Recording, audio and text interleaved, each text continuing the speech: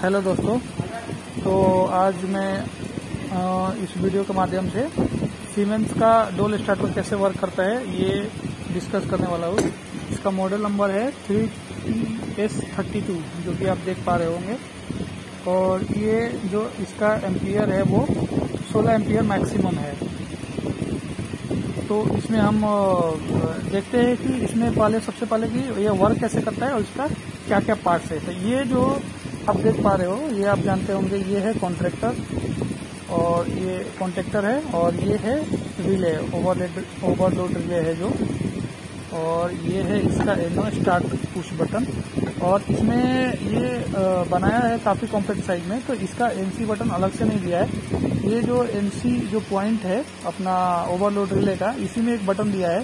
इसको जैसे ही हम दबाते हैं तो ये एनसी पॉइंट जो है, ये देख रहे होंगे आप 95 और 96 ये एनो पॉइंट हो जाता है। तो सबसे पहले इसका हम देख लेते हैं कि कॉइल का सप्लाई वोल्टेज क्या है। तो मैं इस पे आप देख पा रहे होंगे 415 वोल्ट दिखा रहा है कॉइल वोल्टेज इसका, मतलब इसके जो अंदर का कॉइल है वो 415 वोल्टेज पे ऑपरेट होगा। जैसे ही 415 वोल्टेज इसको हम देंगे, ये हमारा जो कॉन्टैक्टर है ये होल्ड होगा और ये काम करेगा। तो इसका जो हम 3 फेज है, यहाँ पे मैं इसको देख आपको दिखाऊंगा, लेकिन 3 फेज जो आता है ये हम दे देते हैं L1, L2, L3 पे। ये जो लास्ट पॉइंट दिखा रहा है 13 और 14, ये है एनो पॉइंट, जो कि हम होल्डिंग यानी कि लैचिंग के लिए उपयोग करते हैं। तो सबसे पहले हम देखते हैं कि ये काम कैसे करता है। तो इसमें 415 वोल्ट का है सप्लाई। तो एक जो कॉइल है हमारा, देखिए ये A1 पॉइंट दिखा रहा होगा, ये कॉइल का A1 पॉइंट है। तो इसको हम डायरेक्ट यहाँ से एक L1 उठाएंगे डायरेक्ट और इसको हम दे देंगे, और दूसरे के लिए हम थोड़ा इसमें कंट्रोल वायरिंग करेंगे, ताकि हमें ये जो हमारा स्टार्टर है, मोटर जिसको हम स्टार्ट करना चाहते हैं, उसको हम अपने से कंट्रोल कर सके, जब मर्जी तब स्टार्ट कर सके और फिर ऑफ कर सके। तो इसके लिए हम देखिए, एक यहाँ से हमने सप्लाई उठाया, डायरेक्ट सप्लाई एक लाइन उठाया, इसके 415 वोल्ट है इसलिए 220 यहाँ से मिलेगा और 220 यहाँ से मिलेगा, और सप्लाई लेकर के इसका जो है एनसी, इसका जो एनसी है टर्मिनल, इससे हम पास कराएंगे। मैं आपको डायग्राम में भी बना के दिखा डायग्राम भी दिखा देता हूँ कि कैसे डोल स्टार्टर का डायग्राम होता है। तो ये जो है एनसी पॉइंट से इसके हम एक पॉइंट पे डालेंगे और दूसरे पॉइंट से हम निकाल लेंगे। तो ये सप्लाई जो है हमारा अभी यहाँ से यहाँ तक पहुँच जाएगा, 95 पॉइंट तक पहुँच जाएगा। अब यहाँ से हम क्या करेंगे, जो सप्लाई उठाएंगे 95 पॉइंट से, इसके एनो पे दे देंगे। इसका जो है एनो पॉइंट आपको पता है कि जैसे ही ये हमारा एनसी हो, मतलब जैसे ही एक बार होल्ड होगा, ये पॉइंट जो है एनसी बन जाएगा, मतलब सप्लाई यहाँ से उठ के यहाँ चला जाएगा। तो यहाँ तक हमारा सप्लाई आ गया, यहाँ तक सप्लाई तो आ गया, लेकिन हमें कॉइल यहाँ पे देखेंगे आप ध्यान से, तो 82 कॉइल आपको दिख रहा होगा नीचे है, यहाँ पे आप ध्यान से देखेंगे, मैं थोड़ा जूम कर रहा हूँ। 82 कॉइल का पॉइंट यहाँ पे है, तो हमें यहाँ देना है। लेकिन हमारा यहाँ से 95 से एनो तक तो आ गया। अब यहाँ से हम उठाएंगे ये सप्लाई, और ये हमारा जो है एनो पुश बटन होता है कि एक बार अगर हम इसको पुश करेंगे तो ये एनसी हो जाएगा, और यहाँ जो सप्लाई हमने यहाँ से डायरेक्ट ये सप्लाई आ रहा है, यहाँ से सप्लाई यहाँ तक हमारा आ जाएगा। और ये सप्लाई देखिएगा ध्यान से, जैसे ही यहाँ आ रहा है, यहाँ से हमने जो यहाँ से डायरेक्ट उठाया है सप्लाई, और ये हमने A2 को दे दिया है। ध्यान से देखिएगा, ये सेम यहाँ से सप्लाई उठा करके हमने A2 को दे दिया। अब क्या होगा, जैसे ही हम इसको पुश करेंगे तो एक तो कॉइल यहाँ से सप्लाई ले रहा है 220 वोल्ट, और एक जो है यहाँ से हमारा आकर के ये 220 वोल्ट में जैसे ही हम पुश करेंगे, यहाँ से घूम के आकर के यहाँ पे चला जाएगा, और हमारा 220 वोल्ट कंप्लीट हो जाएगा, और ये हमारा जो है 415 वोल्ट कंप्लीट हो जाएगा, और ये होल्ड हो जाएगा।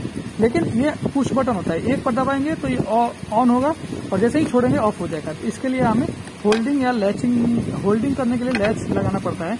तो ये देखिएगा ध्यान से, हमने क्या किया हुआ है, एक जो है इसके स्टार्ट पुश बटन से ही इसके एनो पे यहाँ पे सप्लाई दे दिया है, यहाँ से खाली यहाँ पे इसको लैच कर दिया। अब क्या होगा, जैसे ही इसको एक बार पुश करेंगे तो सप्लाई यहाँ तक तो था, जैसे ही पुश करेंगे यहाँ पे सप्लाई आएगा, और यहाँ से डायरेक्ट A2 को तो सप्लाई जाएगा ही जाएगा, लेकिन डायरेक्ट यहाँ से हमारा उठ के एनो पे भी 13 नंबर जो है यहाँ पे भी सप्लाई आ जाएगा। और जैसे ही ये हमारा एक बार होल्ड हुआ तो सप्लाई ये निकल के यहाँ पे एनो पे आ जाएगा, ठीक है। और ये ऐसे ही जैसे ही हमारा आएगा और फिर ये हमारा होल्डिंग में चला जाएगा। मतलब ए टू ये जो है एनओ से यहाँ से सॉरी, जैसे ही हम इसको एक बार पुश करेंगे ये हमारा होल्ड होगा और ये जो सप्लाई है एनओ पे जो हमारा आ रहा था यहाँ से यहाँ पे आ जाएगा सप्लाई, और ये सप्लाई यही सप्लाई यहाँ से आके डायरेक्ट होकर के यहाँ से बाईपास हो जाएगा।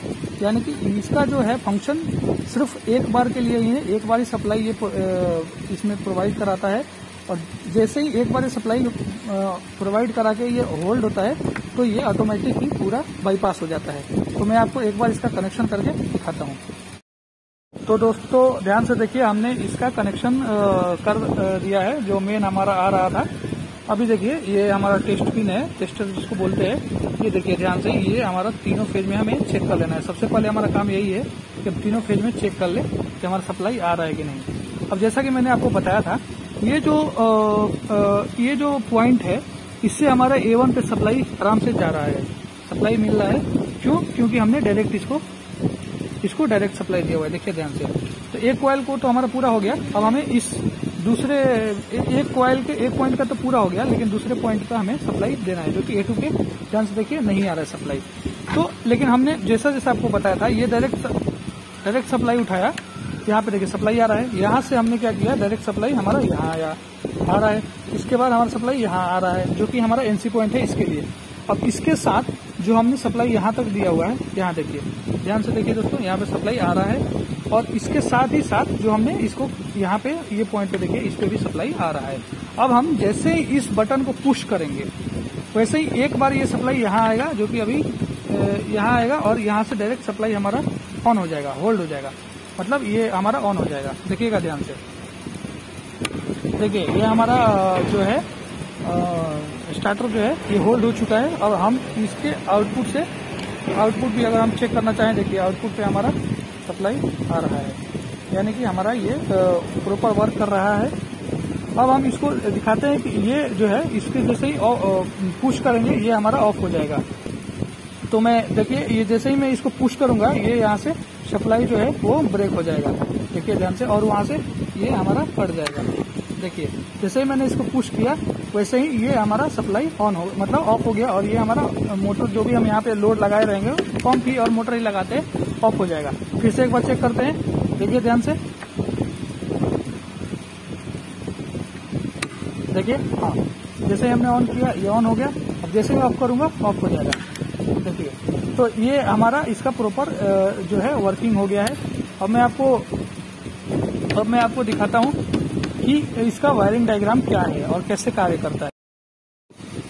तो ध्यान से देखिए, ये जो हमारा डायग्राम है, जैसे कि मैंने बताया था, ये हमारा डोल स्टार्टर यानी कि डायरेक्ट ऑनलाइन स्टार्टर का डायग्राम है, जिसको हम डायरेक्ट ऑनलाइन स्टार्टर बोलते हैं। तो हम इसको बता देते हैं कि देखिए ये हमारा फेज है, फेज आया, ये यूनिवर्सल जो हमारा डायग्राम बनता है वो है फेज आया। इसका एमसीबी कंट्रोल करने के लिए, एमसीबी या स्विच जो भी, एमसीबी हम आजकल प्रेफर्ड करते हैं, एमसीबी लगा दिया इसको ऑफ करने के लिए, अगर ताकि कुछ अगर इधर फॉल्ट हो तो ये ट्रिप हो जाए।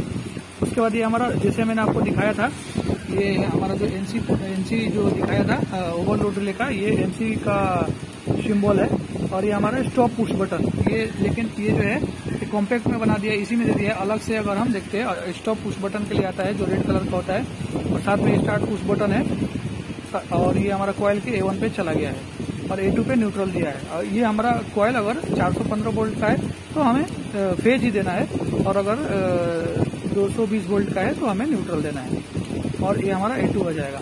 तो देखिए ध्यान से, A2 पे हम डायरेक्ट कनेक्शन किए हुए हैं, और हमारा A1 के लिए हमने कंट्रोल वायरिंग किया। और ये जो हमारा लैचिंग है ये हमने यहाँ से उठाया है। देखिएगा, जो हम स्टार्ट पुश बटन को जो पहला सप्लाई दे रहे हैं वही से उठाएंगे, और इसके एनओ जो मैंने बताया था कॉन्टेक्टर का एनओ से फिर घुमा करके हमने ये डायरेक्ट यहाँ से सप्लाई दे दिया हुआ है। तो अगर कोई भी दिक्कत है तो आप कमेंट कर सकते हैं, और अगर कुछ अलग किसी अगर स्टार्टर या किसी और इलेक्ट्रिकल इक्विपमेंट के बारे में जानना है तो आप कमेंट कर सकते हैं, मैं इसके लिए एक वीडियो बना दूंगा। धन्यवाद।